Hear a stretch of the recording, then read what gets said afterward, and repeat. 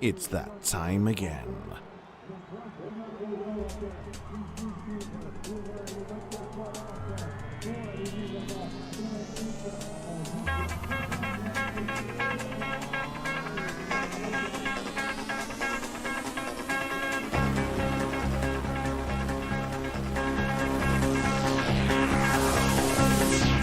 What do you say when there are no words?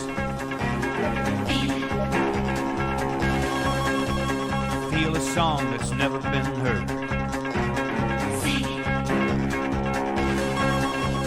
How do you know when you hear the call?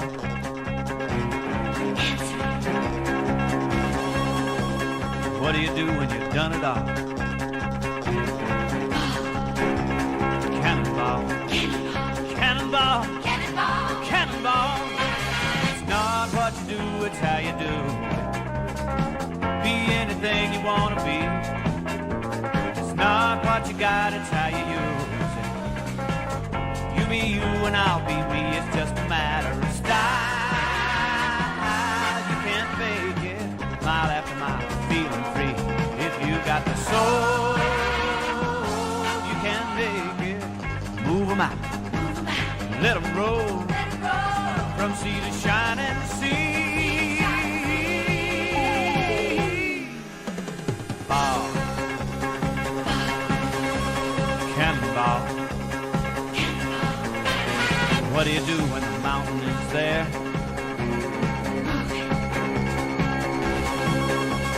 How do you answer the challenging day? And when your back's against the wall,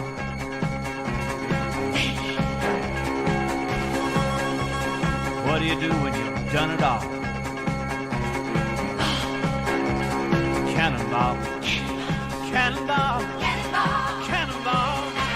It's not what you do, it's how you do. Be anything you want to be. It's not what you got, it's how you use it. You be you and I'll be me, it's just a matter of style. You can't fake it, mile after mile, feeling free. If you got the soul, you can make it. Move 'em out, let 'em roll, from sea to shining sea.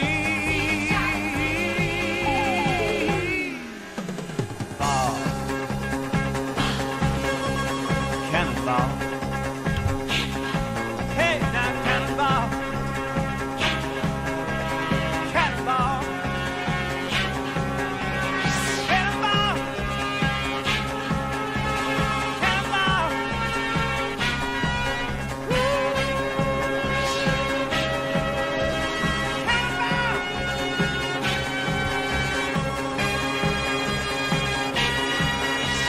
Yes, indeed. Good afternoon, morning, ladies and gentlemen, mothers, fathers, daughters, sons, brothers, and sisters. This is the Apex Online Racing Hype Energy F1 2018 Season 16, round number 6, here on the streets of Monte Carlo in Monaco. My name is King-Kodiak, and I'll be your commentator throughout this evening's race. I am indeed back in the box, just in case you couldn't tell by my usual cannonball run introduction.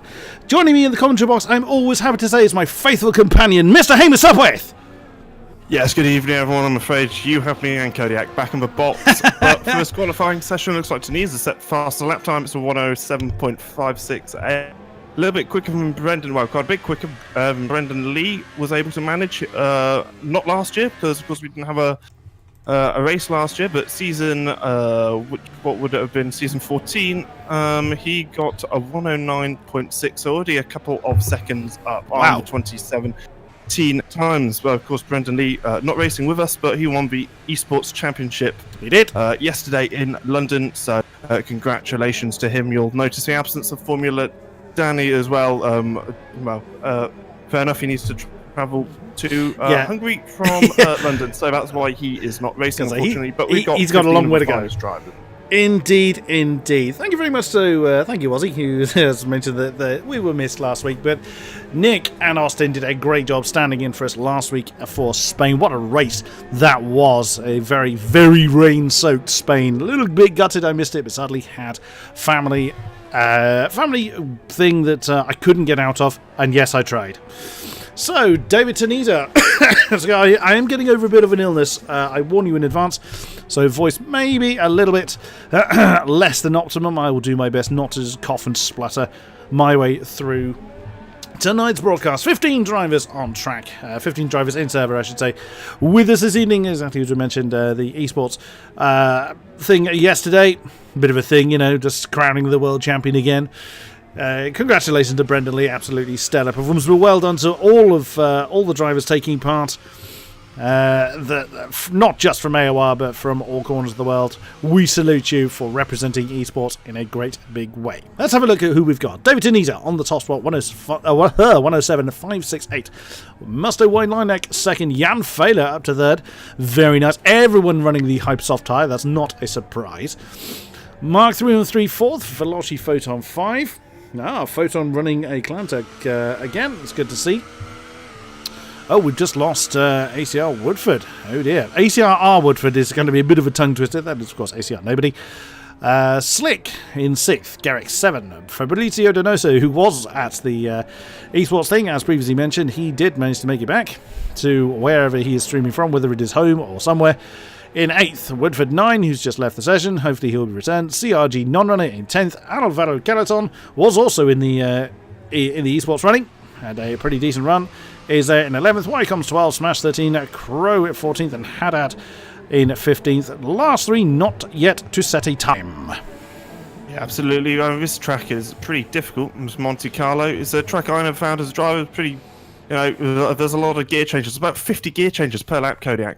And you've got to be so close to the walls. We currently see Slick on a hot lap, I think. Yes, he is. He's using all his ERS deployment going up towards Massenave and through Casino into Malibu. Oh, Mirabeau. You did it again. We are saying the... just before we went live, I was probably going to get wrong, and I did. And you did. Into the Lowe's hairpin. It's not the Grand Hotel hairpin, it is the Lowe's hairpin. Up to Portier. This is where Senna crashed a car in 19, what would have been 86, I think, Kodiak, through the tunnel down towards the Noval chicane. You want to be as far over to the right, braking at about 75 metres. Get one car turned in. So easy to cut the corner, and that's pretty good, actually. Up towards Tabac. It's a blind left-hander. You just have to turn the car and hope it turns in. Not quite there for Slick. He's hitting the walls quite a number of times. It's not the cleanest of lap. He's probably not going to improve on his 108.2. Let's see. Although he's got a little bit of traffic awful off the last corner. And it is a 108. It's a little bit improved. Quicker. He's got a lot more time, though. But Chromatic. In fact, Tunisia's just taking back the point. Wow. He's got a 0.4. That's 7 hundredths quicker than Tunisia is. So good job from him. The Renault guys again showing some great performance first and first. Oh, Ross not only desynced to Chromatic but had a blue screen as well. Oh no. There's certainly nothing we can do from here. Hopefully someone can throw you an invite. One of the drivers possibly can't. Hopefully we'll get Ross in. Otherwise, we've already had our first casualty. Interesting that Fabrizio Donoso has already retired from quali with... he will start no higher than 10th. That's a little odd. Unless he threw it in the wall, which, of course, we can't see. We can't jump to a retired driver, sadly. It's one thing we cannot yes, do. he did, actually, Kodiak. He's got 100% damage, and That'll do it. He crashed right towards the end of the lap, I believe. Well, it's somewhere around... it's between Poole and Raskas is where he put the car, and he has 100% damage. Someone else who has damage is Chromatic. He has put in the wall, and he's coming into the pits anyway, so might be an issue here. Want to improve that. 8 minutes left. It is a short lap time. 107, short of the year, apart from maybe Austria. Yeah, so we can go out pretty late. I imagine it's going to be pretty busy. About 2 minutes to go, so we have 8 at the moment. Garrick's first win for him last time out. Great job from indeed. him. Although we didn't necessarily catch a race, it's great to have a new winner. Maybe he's going to be competing for the championship. He's currently in P5. A string of... He's always been in the point, and he also has a podium, so he's obviously a very quick driver. That form today, we will find out P7, he'll definitely want to improve. About half a second in AOR's top split is, as we know, a massive margin. 8 minutes to go in qualifying here today for this particular event. Photon slides into third position with a look at that, 107.712 for Photon and 717 for Mark, just 5 thousandths of a second between third and fourth. That's what we come to expect really from our top split drivers. It's still amazing to see.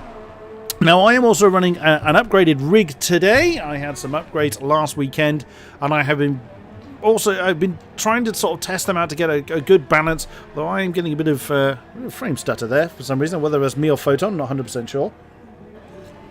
But the first thing I've noticed is the comms between me and Hamish is improved. Still has sort of a few moments, but hopefully it will stay stable for us for the duration. Indeed, Garrix did claim it was a pretty convincing win as well for Garrix in a rain-soaked Spain, jumps him up to 5th as previously mentioned.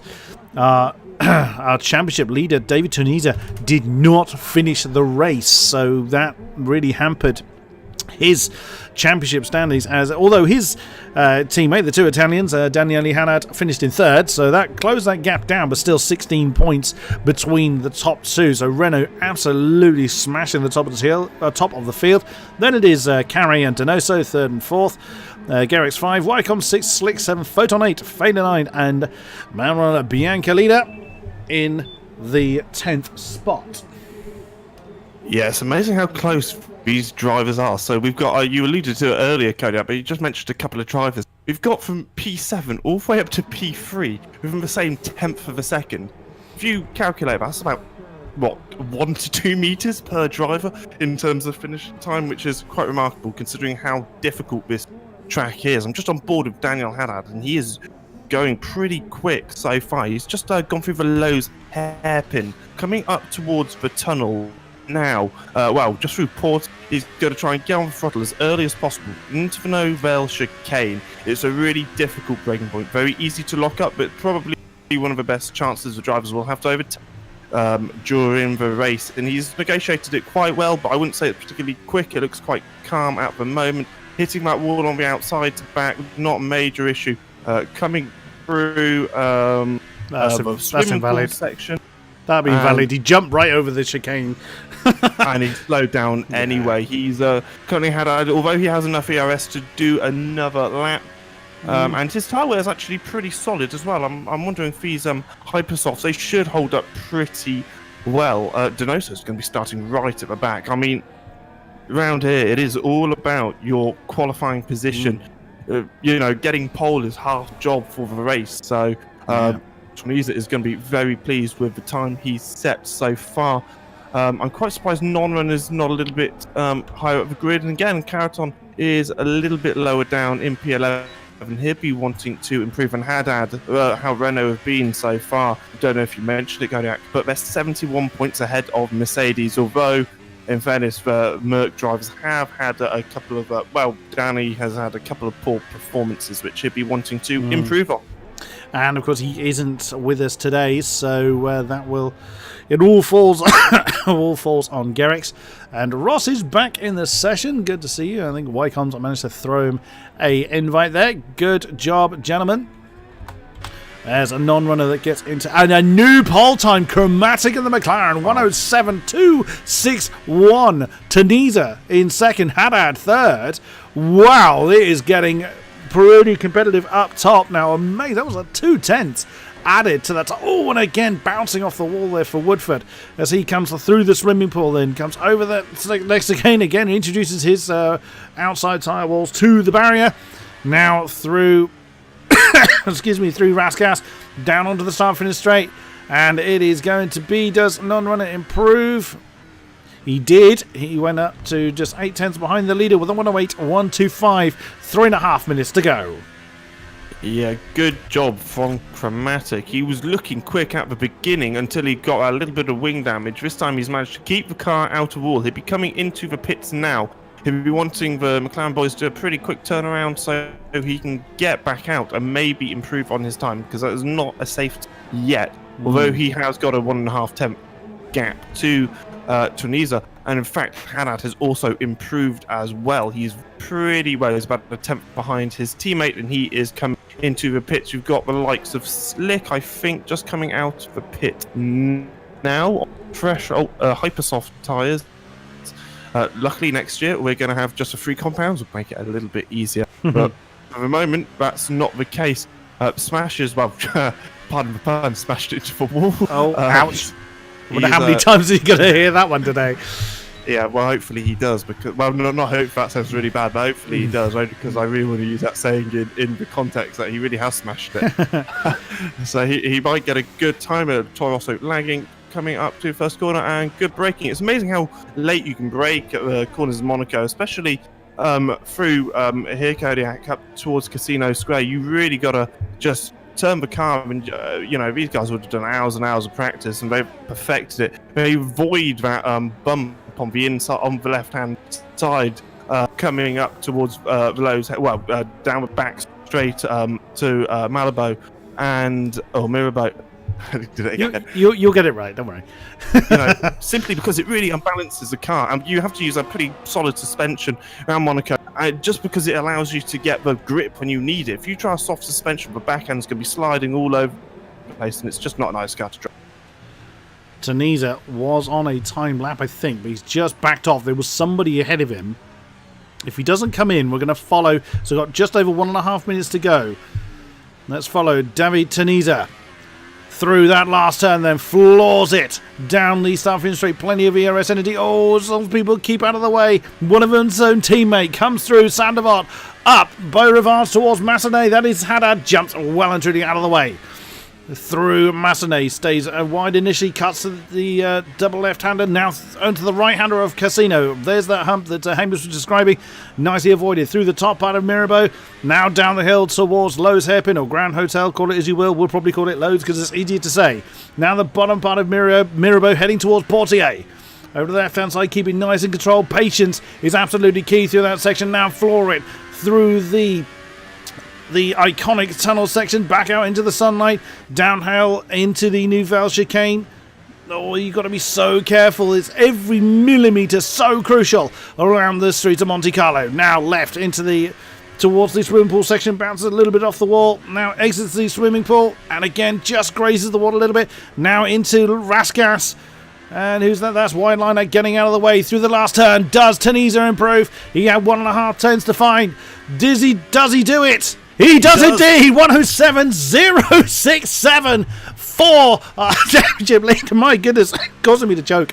Wow, what a stunner! Kodiak. He is currently on a hot lap and going pretty well. He's gone through the tunnel as we speak, coming up towards the Nouvelle chicane. Can he do it any better than Tunisia? So far, so good. He gets a good turn and a good exit. I'm wondering who that is. It might be. In fact, that's not overly quick through to back. It looks like he's slowed down a bit. I'm not sure if he's made a mistake, but he is going very quick still up towards Raskas. It's a double right-hander. Try and keep it on the inside. You just missed the apex. They want to hit the second one, but get the car up towards a hump on the left-hand side, and he's done that pretty well. What's it going to be? It's a 7.3. He hasn't improved. He's not going to get the time. Haddad is also on a very quick lap. A lot of drivers have finished a lap. Wycombs notably, what a lap time from him. 107.42.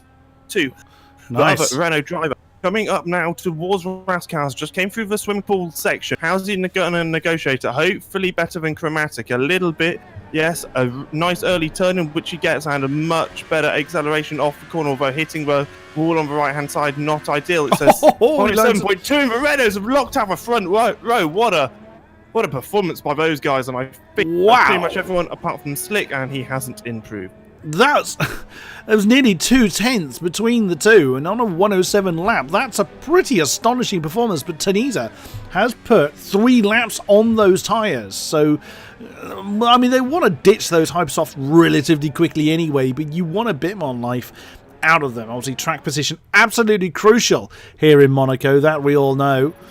And yep, we'll get rid of that screen. So just wait for the confirmation of the qualifying positions. And there it is. Hamish, take it away. David Tunisia, what a lap time, 107.0, almost, well, it's 2 tenths faster than his Italian teammate, Daniel Haddad. Chromatic in third place, good from him. Very much a home race for him, being French. Photon, I'm used to saying first of 3 Hungarians, only 2 this time. In third, Wycombe's in 5th, Slick in 6th, White Lilac in 7th. In P8, it's Garrix. In P9, it's Smash.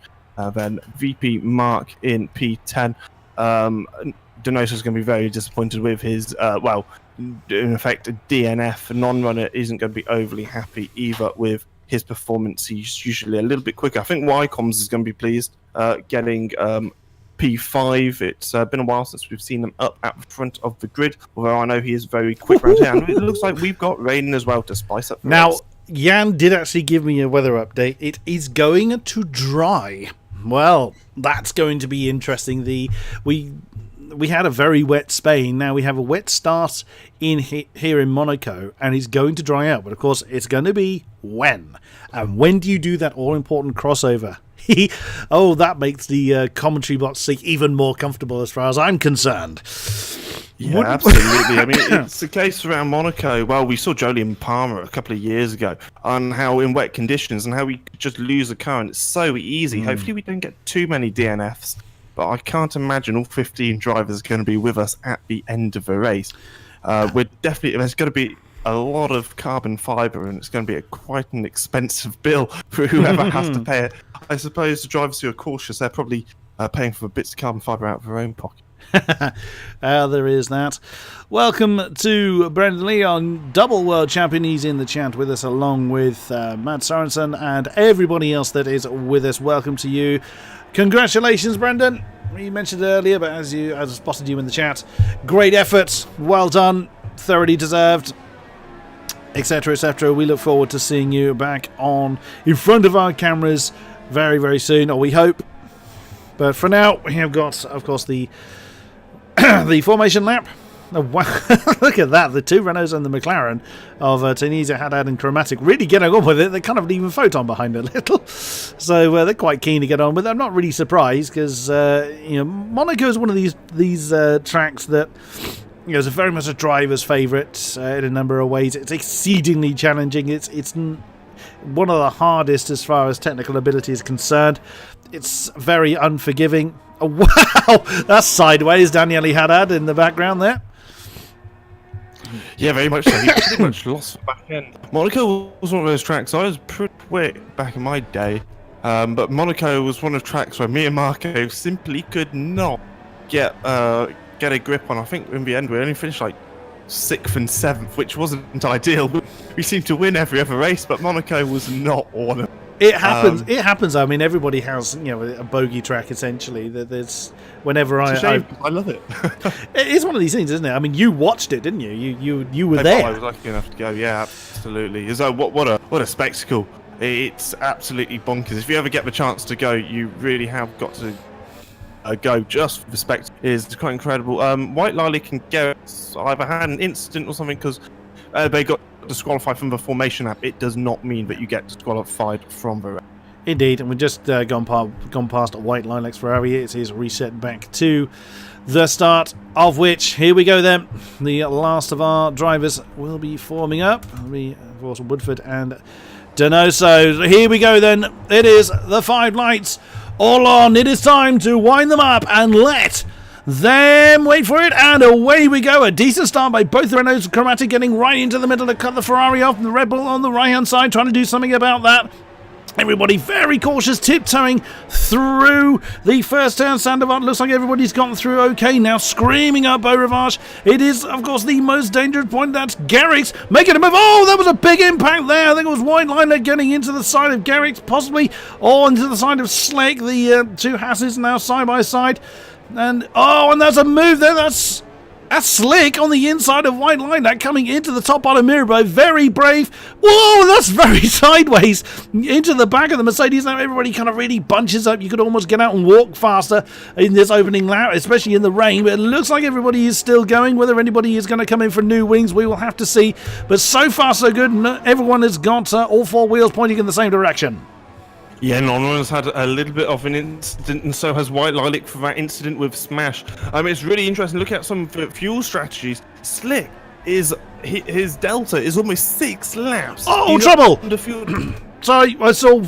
Sorry to cut you off there again, Hamish. Saw Jan fader very sideways. Donoso had to jump over the top of the Nouvelle Chicane. I would imagine he'll get that penalty appeal because he really did have nowhere to go. Non-runner. Was it a stop-go, though? Was it a stop-go, though? Oh, he won't have a choice but to serve it. Oh, that is going to hurt poor Fabrizio Donoso. It was just rather unfortunate there. But yeah, he won't have a choice but to serve it, which means it can't be appealed. But as our first laps are complete... Oh, wow, Wycombe's getting very sideways on the exit of Sandoval. But everybody then getting into the rhythms, heat and what have you, what heat they can get into these wet conditions, into these intermediate tyres. Keep an eye skywards. It does look like the sky's already breaking up, so the rain may not last long, but it may be long enough to cause a lot of trouble. Non-runner in the pits. That's not how you want to... Well, it's not how you want to start any race, to be fair, let alone Monaco. And look how close, just behind this field, still very, very tightly compact. It does take a little while in Monaco particularly to spread out, although saying that Tunisia is almost breaking DRS range of Haddad up front. Our top three almost outside of DRS range of one another. Wycombe's is out of DRS range. Oops! He went a little bit hot into the Nouvelle Chicane there, which is so easy to do in these wet conditions, especially at that downhill. I still recall Kimi Räikkönen getting all crossed up there. Slamming into, I want to say it was Timo Glock, but I'm not 100% sure it was, a few years ago. Oh, and we just saw, literally was watching Wycombe as he got the last of those three. Wow, he threw the Red Bull in there to get that to rotate. That's certainly one way to do it. I can't imagine that's particularly tyre preserving to do it that way. Lovely back camera shot here. You can see the queue of people keeping the pressure on the Red Bull. He's losing time against Chromatic. That's 2.5 seconds between the Red Bull and the McLaren now. And Photon, Gerrits and Slick really wanted to get on with the job. But it looks like Non-Runner was the only initial casualty of the opening lap. Yeah, absolutely. I'm surprised. White Lilac has got wing damage, but it's not enough to warrant coming into the pits. To be fair, because the speeds are so low in Monaco, the only times it really affects you is going through the likes of Tabac. Otherwise, having a bit of wing damage isn't as effective as somewhere like Spain or something like that, somewhere where we were last week. Wycombe's is really overdriving the car. I'm wondering if his rear tyres have got a little bit too hot, because it doesn't look like he's comfortable in that Red Bull. That does mean that potentially Photon in the Ferrari is going to be able to have a go. Whether DRS will be open because of the intermediate or wet weather, I'm not sure. Well, certainly not at the moment. It's not a powerful ground here. It's a very minimal.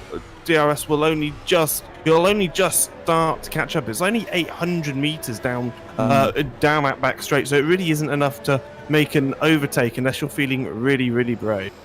Or you're capitalising on a mistake. That's the only real opportunities you've got to make a pass here. Tunisia again with the fastest lap of the race, 1:21.498, stretching his legs out front. Chromatic doing what he can to hang on to the back of Haddad. Of course, the DRS range is irrelevant at the moment. Oops, and looks like Gerrits just tapped the wall there on the exit of Sandoval, but carries on nonetheless. He's beginning to get away from the two house drivers behind.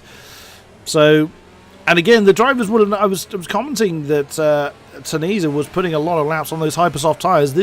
They would have known that it was wet to start with, so that'll be why. Just get rid of them. Probably go on to a set. It, again, depends how long the rain lasts for. It looks like it's getting pretty light now, so it may not last too much longer.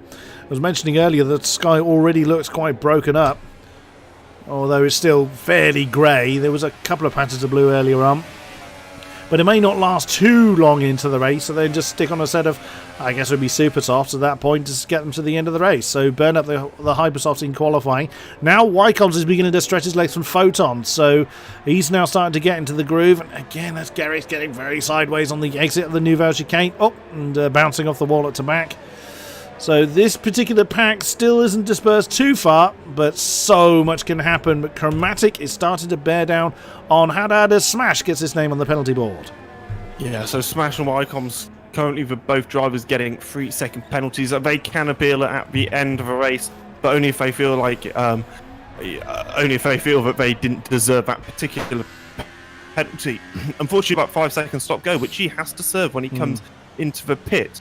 Although theoretically, because on the intermediate tyres, he doesn't have to pit.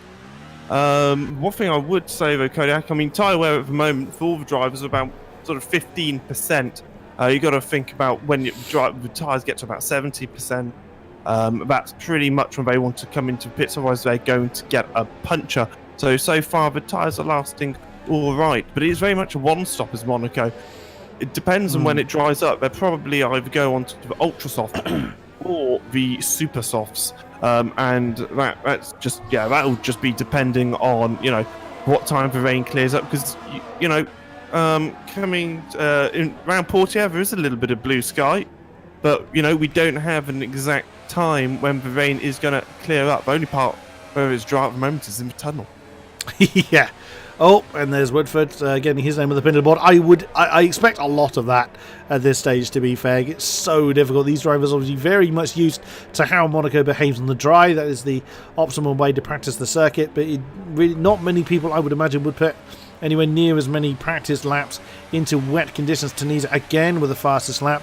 Haddad and Chromatic still fairly evenly distributed. Haddad closing in a bit on Tunisia, but this battle here, 4th down to 9th, 4th down to 8th rather, Wycon's, Photon, Gerrick, Slick and Smash, and that's Carey now with his name on the penalty board.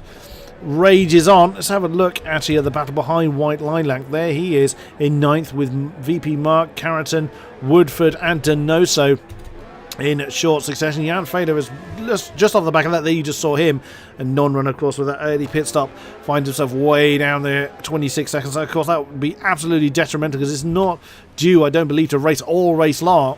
Try that again. Rain all race long. We hope it would race all race long. That would be a little awkward if it didn't.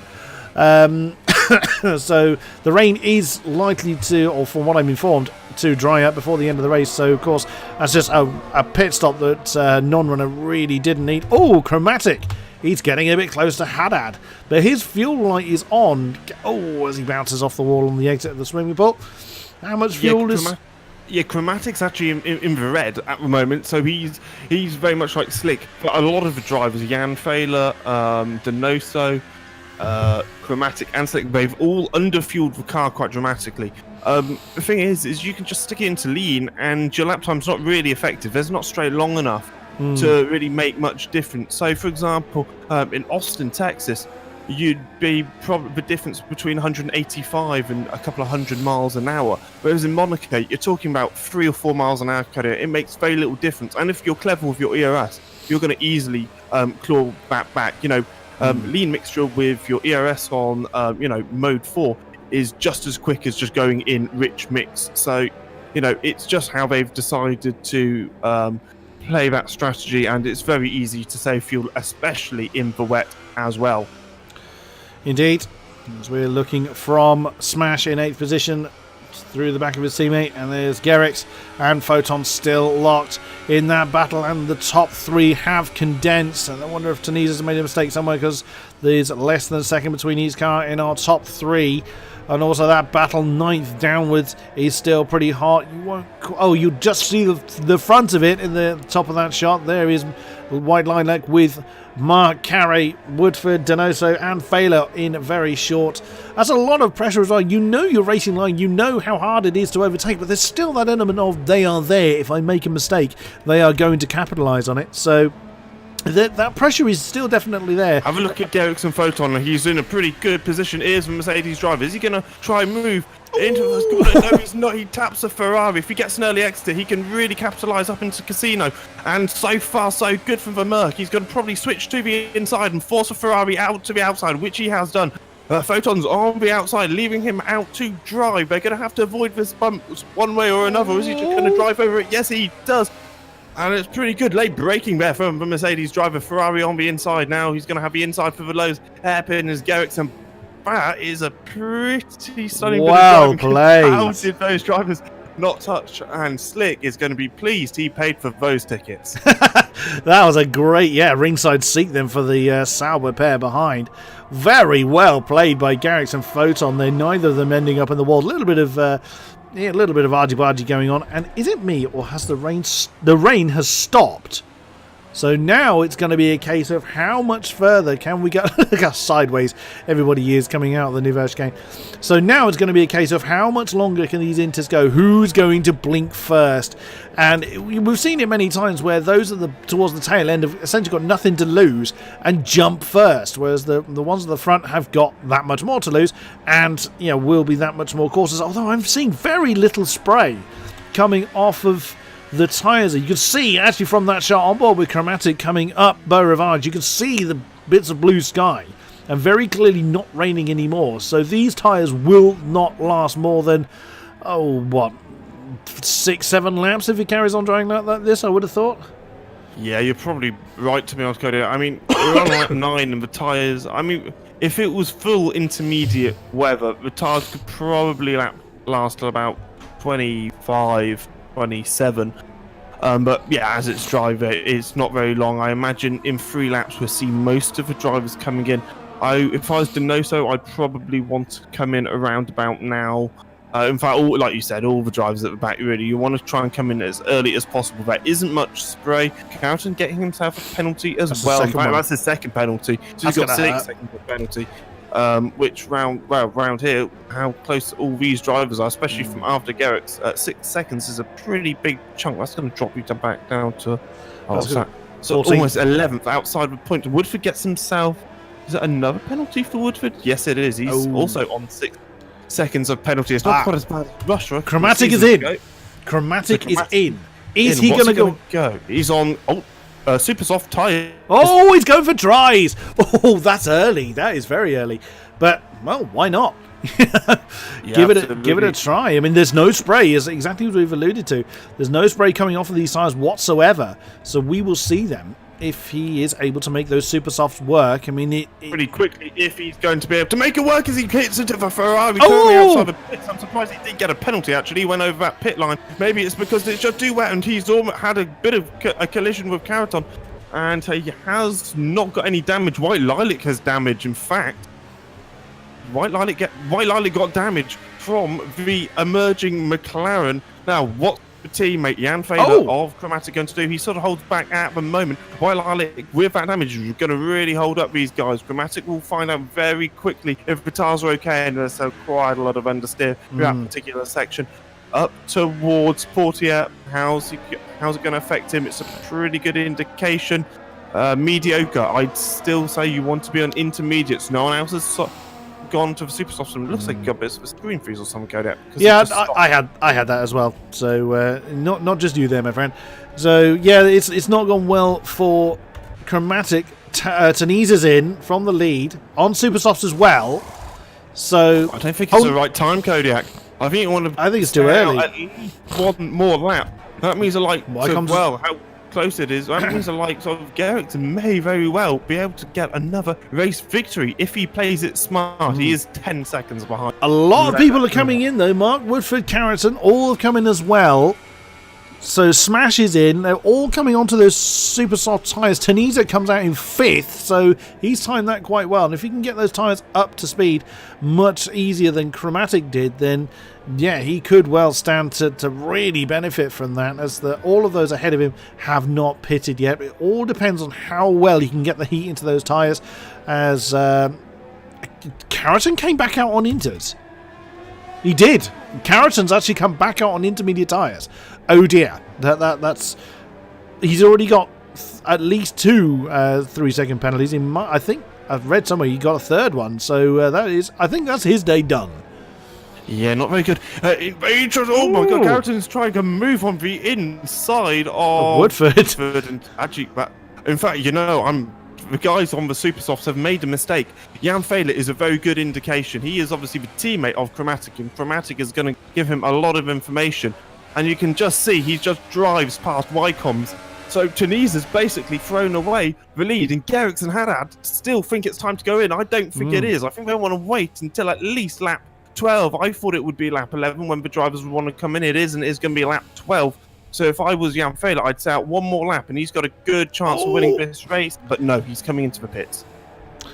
Ouch, as the Red Bull of Wycombs bounces off the wall. That's possibly going to hurt him. Wow, Garrick's on the ultra softs. There he is in the Mercedes. Who's going to... Oh, it's going to be close. Wycombe's bouncing off the wall of Sandoval. Still bouncing off the wall, coming up Beaurivage. And who's going to win that one? Just about the Mercedes. Wow, that was close. Garrick's hanging on to that 5th place. Now most people jumping onto the dry tyres. Goodness me, Wycombe's nearly pushing the Mercedes along. DRS is now enabled. So race control thinks it's dry enough for the dries. So we'll see then how this turns out. But interesting move from Garrick. Surely the Ultras can't go that long. So Kodiak, Chromatics trying to move on slick, and it, well, didn't go very well because he now has, I think he has a little bit of wing damage. Oh dear. Yeah, well, very, in fact, it's so minimal it won't even make any difference. But he did lose an M plate against Slick. He's lucky actually that he didn't punch the rear tire of the Alfa Romeo Sauber. They're trying to think of what team it was for a minute. Almost said BMW Sauber, that would have been. You're showing your age there. Another penalty for Carey. And it looks like Photon's into pits with ultra soft tyres. Now he actually stayed out one extra lap. If that has made much of a difference, I'm not sure. But considering Tunisia and Haddad came in at very different times, their gap is pretty much identical. And Photon is coming out in, well, P5. It'll probably be P4. No, won't actually. Got a brilliant drive, and Wycombe's is now up to P4. So good job from him. But Garrick's, he's done very well. He's a big winner out of all that. He's P3, 10 seconds behind the leader of David Tunisia, and he's going to be trying his best to close in. And he's on the ultra soft compound tyres. So I'd be surprised if he's going to make those last until the end. But he obviously thinks he can. He's done a lot of testing. Chromatic gets another massive screen freeze. We've lost Woodford. And Woodford's gone. Well, he was at the back, wasn't he? Yeah. What happened? Did he? He didn't get damage. I think he's tired. Yeah, he's pitted and retired. That's fair enough. I mean, he had that accident early on. He was 20 odd seconds behind the field, and he obviously wasn't confident on closing that one down, so has decided to park it. 14 cars remain. Someone's had trouble in sector 1. Don't entirely know. Whoa! Big snap of oversteers. We look. Daniele Haddad, Tunisia now getting the times in. Donoso gets his name in the penalty. Most people have got their names on the penalty board, in fairness. But Carey's got a stunning amount of penalties going at the moment. Garrick's with those ultra soft tyres then with a 117. So a good effort there. Look at that. He was 7/10 quicker than Haddad. They squeezed past. Oh, is that non-runner? No, who was that was going off the road? Oh no, it wasn't. Oh gosh. I'm sorry, Kodiak, but Carey's got 15 seconds of penalties. I hope he doesn't hope that each second of penalty equates to a point, otherwise he's going to be winning the championship at this rate. Because that's a pretty serious amount of penalty. I'm just going to have a look. I wonder if he's struggling or not. He just doesn't have the confidence in the car. His qualifying wasn't ideal, but yeah, no, he doesn't have the confidence in the car, and he's got a bit of wing damage as well. Donoso also has wing damage in P11, of a shame, because he's only 3 seconds behind Jan Phelan, then he could gain a point. Indeed, but we'll see if anyone else obviously has any difficulties. If you're going to crash out, it's more likely to be here. Tunisia again, fastest lap now. We're getting into the 116s as the track really now comes to the dry tyres. Crow. Wow, Garrick's is just in a different league. You can see how quickly he's closing in. It's about a second a lap, Kodiak. I knew that was quick as soon as I saw him cross the line. At 15.8 is, well, it's, what is it, 8/10 of a second quicker than David Tunisia. He also has a little bit of more fuel to use, and ever so slightly more ERS as well. But he is on the ultra soft tyres, so whether they last to the end of the race. Look at that Photon on the back of Wycombe's then. Both of them sporting the... Oh no, beg your pardon. I was going to say both of them super soft, and Photon's on ultra soft. So he'll definitely be wanting to get past that Red Bull. They're not using the same strategy now into the tunnel, and not a great exit from Portier for Photon. So is he going to have? It's going to be a hell of a dive if he does it into the Nouvelle from there. No, he chooses not to. Way too far back for that. biding his time then as we are fast approaching the halfway stage in this race. Tunisia leading Haddad by 1.8 seconds. The two Renaults once again showing their dominance. We've lost Mark, unfortunately. VP Mark 313 from... Oh, he's rejoined. No, never mind. A quick temporary blip for him. Tunisia now with the 114s as that lap time is now tumbling down as the moisture is leaving the track, and 14.5 again from Garrix. So he is already keeping his foot down. Then what can Photon do into Sandovot? Nothing this time around. The Red Bull minding his own business, keeping the Ferrari behind. There in the background is Chromatic and Slick now coming up. Beau Rivage. Can the Sauber do anything against the charging McLaren? Not at the moment. Everyone else is fairly spread out. White Lilac is closing in on Mark. We just saw Mark have that trouble early on. Oh, and that's a big knock off the wall, and Carey now gets his name on the fastest lap board. Oh, and that's White Lilac having a look on the inside coming into Massenet, but no, Mark has parked his car in the right place to stop that one from happening. Now coming down over the hump. Oh, you heard actually the rear wheels of that Ferrari spin up as he came over the hill. That's why you want to avoid it. Down into the Glow's hairpin again. White Lilac has to be very, very careful how he negotiates that one. Both the Ferraris in a battle. This one in the battle with the Haas for 11th. And the other one... I want to look at Photon and Wycombe's Kodak. They're going to be very close coming towards the line. Tunisia with the fastest lap time. Does Garrix have an answer? Yes, he does. He does. Of course he does. It's a 13.5. I mean, pretty much identical lap times, to be honest. Made no difference. Carey. Photon is going to try and move into the first corner. Another penalty for Carey. He's going to get... I don't know how many penalties he's qualified, but he's on 18 seconds of penalties at the moment. He's going to lose a lap at this rate. Well, he is. It's not good at all. Oh, Jan Fehler. King himself, he's done pretty well in P9, to be fair. He's also on the Ultra Soft, so like his... like the Mercedes... it's only fastest lap McLaren are going to get this year, I would...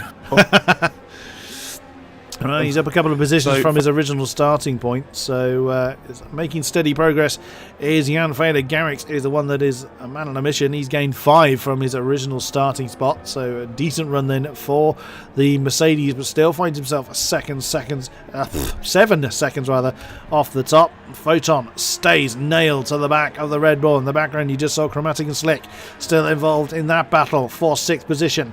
This is the battle for 4th as Tunisia once again, and Haddad this time getting the 112 fours. Does Garrix have an answer to that? I don't think he does this time. He's lost a bit. No, never mind. Oh, me of little faith. There he is, 12.3. Is still getting his name on the fastest lap board. Then on board with the Ferrari of Photon, chasing that Red Bull up the hill, up Beau Rivage. He's going to have a look on the inside of Massenet. He just wants to challenge for that mistake.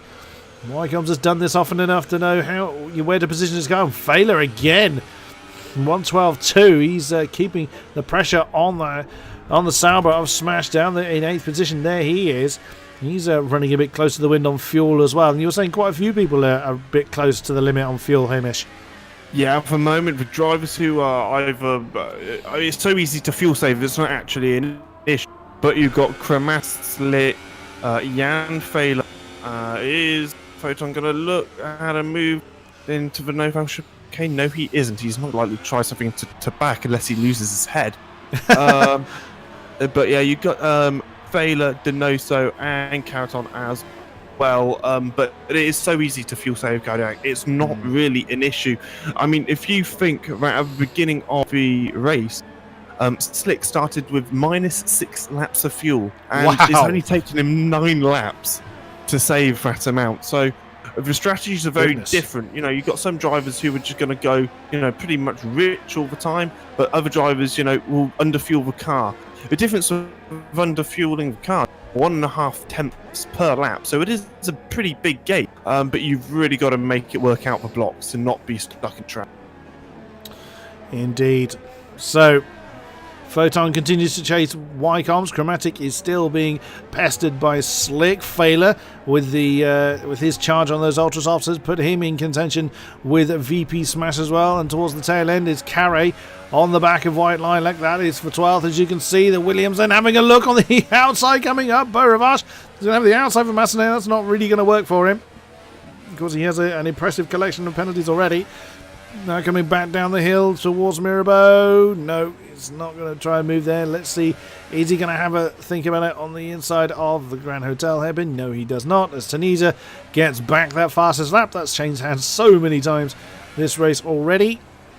The Renault, or the lead Renault, having that one back. And there it is again, back in the hands of the Mercedes. Garrick's continuing to press on. He's just not gaining enough to really start to challenge. Oh, Wycombe's now with a 3-second penalty. Defending to... Oh, and that's a spin by the Williams on the exit of the Nouvelle Chicane. He's got to be very careful about how he returns to the track. And he may choose to retire it. No, he's... Oh, it's going to be so clumsy. Jan Feder getting the fastest lap back again.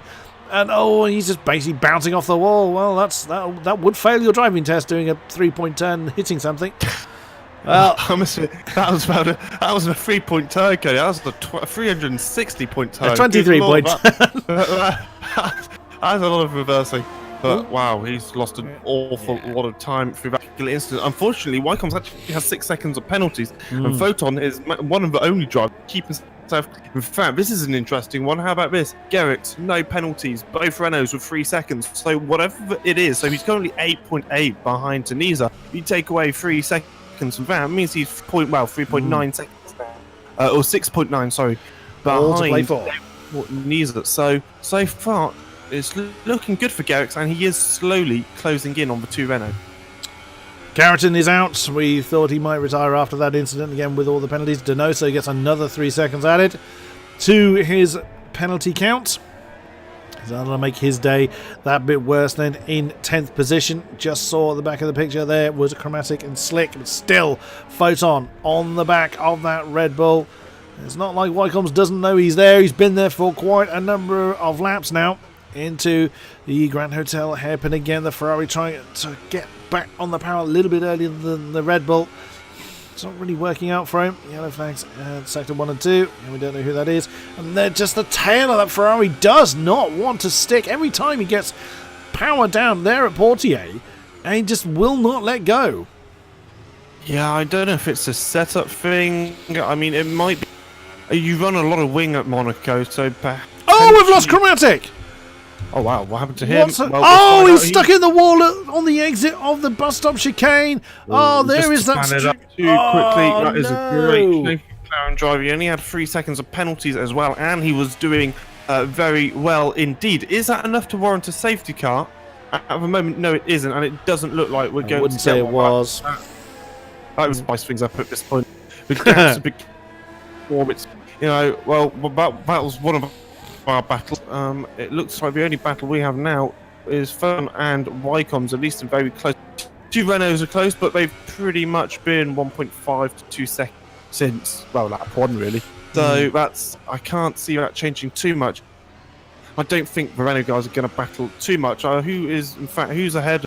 So it's Tunisia's ahead of Haddad in the championship. So they won't change. I'm not sure. So I imagine they won't decide to change positions. Although round 6 still very early on in the season, and well, Wycombe's is doing well to hold off Ferrari or Photon. I think Photon has a little bit more speed in him, and he is on those ultra soft compound tyres.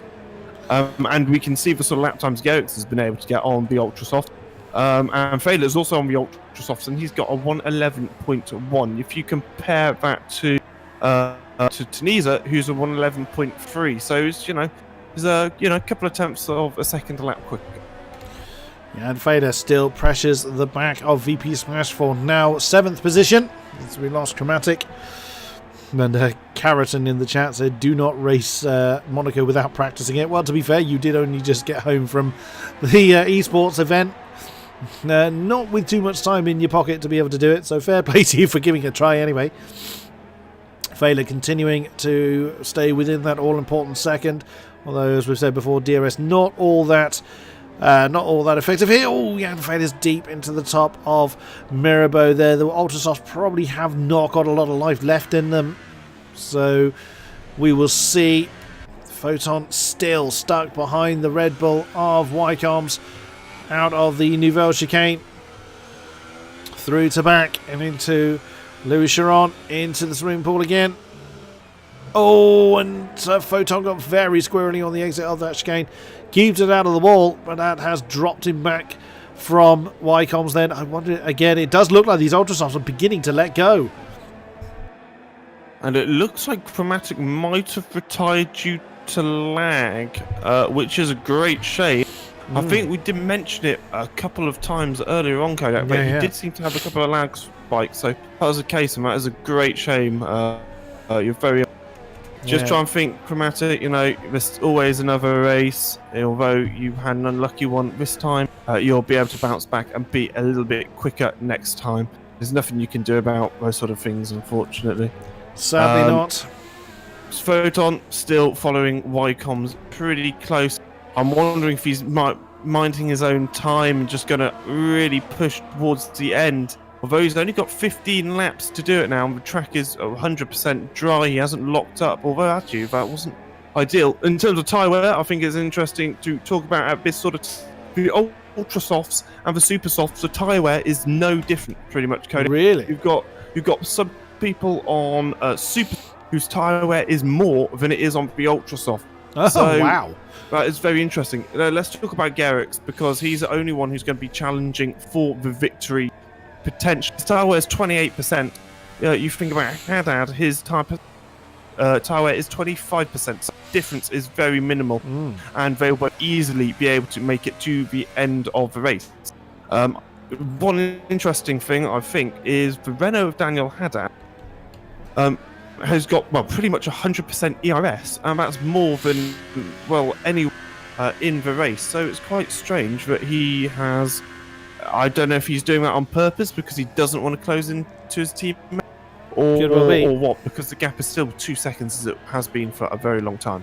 I mean, he's keeping the deployment low, so I would imagine he's just, you know, in the position of rear gunner should he need to be.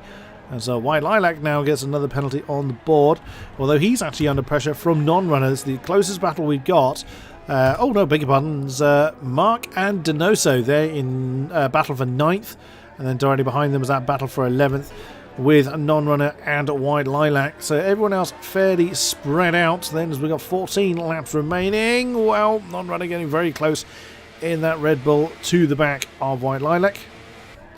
He presses on nonetheless. It's all crucial. No matter what position you're in, you just don't know what's going to happen. As Chromatic's rather proven, anyone can suffer a technical problem at any given moment. And what an unfortunate place to have it in Monaco. It's not like you have a chance to kind of get through it and then find yourself in a gravel trap. No such luxuries here in Monaco, unfortunately. But there's positions still out there to be gained. Again, if the Ultras... Oh! It's an unusual line there from White Lilac.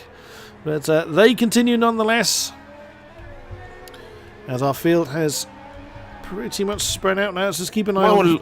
You might want to have a look at Mark and Donoso. They're pretty close at the moment. I know, well, in fact, it is for position. What's their penalty situation like? Well, Donoso has... Donoso has 6 seconds of penalty. Mark has 0, so he's doing very well in that Haas car. Coming up towards Portier, is he going to try anything into the tunnel? This is a pretty good opportunity. If you can get a good exit, which, to be fair, they both... If you can get a move up the inside of the Noval chicane, that's usually where you want to do it. And is he going to do it? Yes, he is. He broke very late. He's going to actually hit the Force India. The Force India managed to keep control, does Donoso of his car, and actually there's no issue there. Although that is some... had Donoso span, that's definitely something he would have been taking to the steward. Indeed. There's Mark really not wanting to be held up any longer behind the Force India. He may well be aware that Fabrizio's got penalties. He won't know to what degree.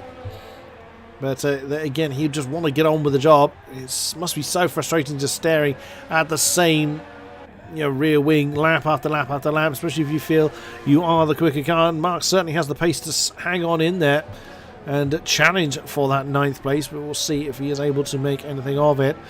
So the only other close battle we've got is actually the 2 cars behind them. White Lilac and non-runner. This race hasn't gone non-runner's way, as we know.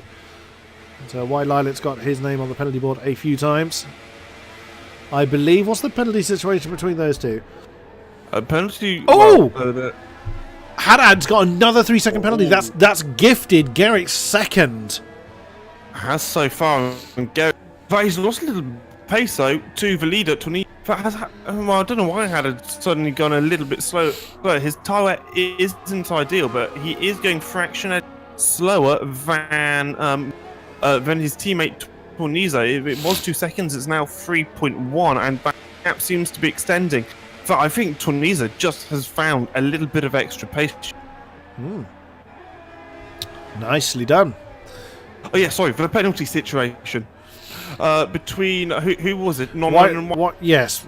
Tail two. Non-runners on 3 and White Lilac on 6. Okay, so non-runner just needs to stay there, basically. Mark and Donoso again. The Haas getting into the back of the Force India, now coming down towards the top of Mirabeau. Donoso taking the very heavily defensive line now through the corner. What's going to happen into the Grand Hotel? They remain in a station at the moment. Is he going to try and force something into Portier? He's going to be a brave man to do it. No, remains where he is at the moment. Now into the tunnel. It's going to be is it going to be another big move into the Nouvelle? The Haas is gaining. Is he going to go for it? There he goes again. Can he get it done this time? And again, no impact this time. Mark can't get the switch back on it. And yet again, Donoso, well defended, remains in 9th position. Yeah, absolutely good job from Donoso. We know how good he is at defending, especially from the east. It will give him a lot of confidence. He is one of the most experienced and quickest drivers in the world when it comes to this. But although P9 isn't exactly bragging rights, is it? Especially around Monaco, there's only one place you want to be, and Mark is going very quick. He's not used the DRS to its full potential. Is he going to have a go up in towards Casino? We saw some great moves with a Ferrari earlier of White Lilac up the inside, I think. But no, he isn't able to make that work. He's unlikely to do anything in the second sector, although he did have a look. He had a look, didn't he? Big move there into the top of Mirabeau. He's really got the car. Yeah, if you get a car rotated right into Mirabeau, you can really use that curb to drag the car in. There used to be a gutter which you used to be able to use. I don't know if you remember, Kodiak, and you literally stuck your wheel on the gutter. That would help drag the car in. Is he going to try and move into the Nova chicane? No, he doesn't. Up towards the back, it's going to be pretty single file now up until the straight, I would have thought. On they continue. Mark continuing to pressure for 9th position from Donoso. Donoso doing a great job in defending it, as we've got about 10 seconds. That's on the inside of Raskas. Wow, that's, again, he's trying to use every opportunity possible. He's wanting to get on with it, but again, Donoso just minding his own business, defending the lines he needs to, as opposed to defending fresh air, but keeping that Haas at bay. Back up the Beau Rivage once again. Going to get the line through Massenet. Closes in, but once again, we find the same situation. Is he going to have a look on the inside of Mirabeau? Donoso goes for the racing line, but no, Mark doesn't go for that inside line. Keeps it nice and safe and steady through Grand Hotel. Oh, Donoso's gone a bit wide, but nowhere for Mark to use any kind of additional pace there. Now Portier coming into the tunnel again, and again the Haas just spinning up his rear wheels at the wrong moment, just losing him that precious bit of momentum, and he's not going to have an opportunity to go for that move into the Nouvelle again, so still that Haas remains behind.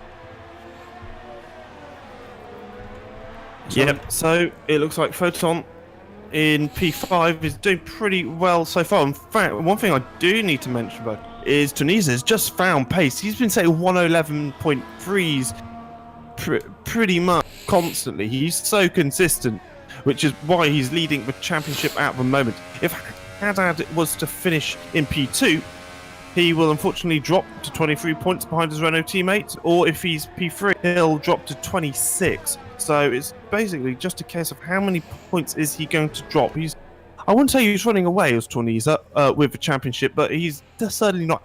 He's certainly not putting himself at advantage. And it looks like the Haas is still right on the gearbox of the Force India. Whether anything will happen, I'm not entirely sure. White Lilac has got 6 seconds of penalty, so it's doubtful that he's going to be able to gain himself any points, but it's not impossible. Maybe one of the drivers in front of him will have an incident. if there is an incident, it does mean that we might see a safety car, which would really spice things up. Bunch the whole field up and rather undo the work that the two Renaults at the front have done. It's happened in the past, but we will see what what happens as we get towards the closing stages of this race. Donoso still under pressure, as Hamish mentioned, bounces off the wall a little bit, but remains in that nice place again. Mark closing right in under that rear wing. And Donoso again getting a decent drive on the exit of Raskas. And no such luck into Sandovots. Not a big enough braking zone there. We're seeing moves happen there though. Not impossible, but you do need a bit more momentum than that as they come through. Massenet into Casino. And once again, the Haas nearly pushing the Force India along. Back down the hill. Is there going to be a move in Mirabeau? No, again, Mark not committing to that inside line. Still laps on the board to go through. So he's playing the waiting game a little bit. Probably acknowledging that he's not going to close the 15 seconds ahead of Donoso to Jan Fehler in 8th. So just having that battle there in 9th and 10th. And there's the other one, White Lilac and non-runner for bragging rights. So that's actually Tunisia catching the back of them, so they'll be under blue flag conditions soon. But White Lilac's Mark is gonna have a pretty good go. Donoso really fluffed it up coming out of the tunnel into the Noval chicane. Also, Donoso has a considerable amount of wing damage, Kodiak. In fact, White Lilac has got a lot of wing damage as well. He'll probably be coming into the pits. Look how close Mark is getting to the back of the Force India. All he needs is a good exit, and he could have a move. Don't know if you know. Yes, in fact, wow, what an exit though from Donoso. He's able to use his ability at the right times, and Mark is just so close. Donoso's front wing damage, he's missing a good chunk of wing. It's going to cost him about 3/10 per second a lap, whereas Mark has he's just lost a couple of end plates. And another thing to note, it looks like he's going to try and move around the outside of Mirabeau. He wants the inside for Grand Hotel. Low hairpin. It's a fantastic move. That is a move done, and Donoso can only go back. I can't see how he's going to get back at Mark now. Mark's got better tyres, less front wing damage, and a very, very slightly lighter car as well. Unless, of course, Mark makes a mistake. It's so easy to do. You finally got past the person you've been chasing for so long, and then a mistake a few corners later, and you undo all that work. It's happened. As Mark bounces off the wall at the back. That could potentially hurt, but he is already building up a gap between himself and Donoso. Exactly as Hamish was explaining with the Force India carrying that extra damage. Now through Raskas back onto that start-finish straight. It does look like Mark has got the pace to remain in that spot. Very nicely done by the pair of them to prevent an incident, as we have got 6 laps remaining here at Monaco. The lead now 5.2 seconds between the two Renaults, but interesting, the gap between Garrix and Haddad is beg your pardon, that's actually 8 seconds between second and third. So I actually thought that Haddad had gifted second to Garrix. So Haddad's carrying 6 seconds of penalties, I believe. Yeah, he is. I mean, I'm not sure Garrix's tyre wear is beginning to show a little bit, but it's not drastic, and he can still afford to really push. Whether his tyre, he's just controlling the tyre temperature, because obviously he needs to make sure that the core temperature of the tyres keeps within a certain range. So maybe he's having problems with the core tyre temperature. I'm not entirely sure, but yeah, he really needs to close in by almost 3 seconds now to really challenge for P2. Garrix, what a performance. So, he's up 5 positions on where he qualified. He's probably going to finish P3, again, showing why he's a very quick driver. And when Formula Danny's on form, we can very much see Mercedes potentially challenge Renault. They're currently, 73 points behind Renault. But when Danny's on form and Garrix is on form, they're going to close that gap very, very quickly indeed. And Donoso has decided to come into pits. He's going to go onto the hypersoft, basically. He knows he's not going to get any points, so he's just going to go for fastest lap. Let's see what this guy has in him. He's one of the quickest in the world, second in the esports championships in Abu Dhabi last year, and he's going to be godlike from now on. Now that's actually put the battle with non-runner and White Lilac. Now that's given that much more importance because that's now for a championship point. It may only be for a single point. Fortunately, well, sort of-ish. Oh, penalties, Non-runner of course. has 3 seconds of penalties, whereas White Lilac has 6. So if non-runner picks up another penalty, then it will very much be for a championship point. At the moment, that's looking unlikely. I mean, all non-runner has to do is stay behind the... Wow, what's happened? Why is he going so... It's Tunesa's coming through, so... Okay, letting Tunisia pass. Ooh, he lost an awful lot of time. If he does that too many times, Kodiak, he's going to actually be outside that 3-second margin very soon. He's going to have to hand out. Probably not Garrix. It's probably a little bit too far. And Garrix is just losing time, hand over fist now. We have a Renault. His tyres are a very second hand. They wouldn't even sell in the shop. I wouldn't pass an MOT anymore. Slick is beginning to close in on Photon, I see. A battle for 5th is looming then in the final 3 laps of the race. The Ferrari now has his rear wings full of Sauber, so... Well, Slick coming out of no... What's the penalties with Photon and Slick? Yeah, I've just looked at that. That is the good thing. There is no penalties. Oh, Slick. What's the difference between Slick and Photon at the moment? Well... Photon's on the ultra soft tyres, 53% tyre wear. Slick is on the super softs, 40%. He's got the advantage. In terms of fuel, they're looking exactly the same. Slick has a considerable amount of DRS deployment as well. The difference at the moment is 71% compared to 31%. So, it's going to be very close. But he's got this lap and next lap. Well, he's got 3 laps to do something about it. So he really has to be on it if he wants that P5. Wycombs is not too far off the back of Garrix either, so we might have... Now, Garrix has no penalties. I think Wycombs has? 6 seconds, unfortunate. Oh, that's a shame. But Garrix's tyres are they're not in a good shape at all. He's losing so much time. In fact, I don't know what the maximum tyre life is. I know I said 70% earlier, but he's at 60 and he's losing... 2-3 seconds a lap. So if Wycombs overtakes him up into Casino, which is looking more than likely at the moment in the Red Bull, then I can see him actually pulling a 6-second gap. How's he going to do? He's right. That's a very good line from Wycombs. So we can switch to the inside up towards Mirabeau and not quite able to do anything. Maybe from the tunnel towards the Noval chicane, the Noval chicane is unlikely to do anything at Low's hairpin though. We will see. Through Portier now, Red Bull's got obviously much more tyre life, as Hamish has alluded. Through the tunnel now for Wycombs and Garrix. How's this one going to shape up when they get to the Nouvelle? No, they remain where they are. Slick and Photon still in their battle, not too far down the road actually. And Photon's giving himself another 3-second penalty. He's gifted Slick P5 now, Cody. Yeah, unfortunately, if Smash closes in a bit more, he may well get actually given a position as well, because he's only 3 seconds behind his teammate. So that's a bit of a shame for Photon. Final lap then here in Monaco. 7.7 is the lead to Nisa to Haddad, so they've got nothing to worry about up front. Oh, wow, big snap of oversteer then from Wycombs as he came through Sandoval. Now up Beaurivage, coming into Massenet, and you can see the tail of that car of the Mercedes just does not want to behave itself. That is really understeery coming through Massenet. Now into a big lockup as well. That's very hot tyres for Garrix. Now into the Grand Hotel hairpin for the final time, down through bottom part of Mirabeau into Portier, and through they come into the tunnel. Where is our leader? There he is. Isn't quite at the finish yet. Big opportunity. This is going to be one of the last opportunities for Wycombs, and no, Garrix does manage to get enough traction to keep the Red Bull behind, nearly being pushed along towards the back.